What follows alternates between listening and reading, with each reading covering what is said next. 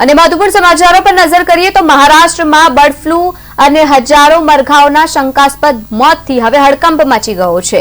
મહારાષ્ટ્રમાં એક વખત ફરી બર્ડ ફ્લૂનું જોખમ વધ્યું છે અને વધતા જતા જોખમ વચ્ચે તંત્ર એલર્ટ છે। 27 ફેબ્રુઆરીએ રિપોર્ટમાં H5N1 વાયરસની પણ પુષ્ટિ થઈ ગઈ છે। મહારાષ્ટ્રમાં ફરી એક વખત બર્ડ ફ્લૂની અસર જોવા મળી રહી છે।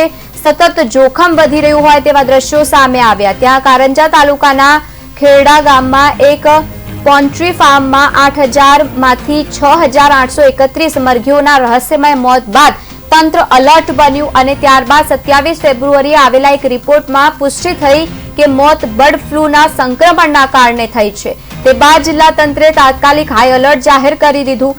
20 થી લઈને 25 ફેબ્રુઆરીની વચ્ચે પોલ્ટ્રી ફાર્મમાં સતત મરઘીના મોત થઈ રહ્યા હતા। મૃત મરઘીઓના સેમ્પલ અકોલાની પ્રયોગશાળામાં તપાસ માટે મોકલવામાં આવ્યા હતા અને જે બાદ પુણે સ્થિત રાષ્ટ્રીય ઉચ્ચ સુરક્ષા પશુ રોગ સંસ્થા અને ભોપાલની પ્રયોગશાળામાં પણ વિસ્તૃત તપાસ થઈ। 27 ફેબ્રુઆરીએ એક રિપોર્ટ જાહેર કરાયો H5N1 વાયરસ, તેમાં બર્ડ ફ્લૂની પુષ્ટિ પણ થઈ।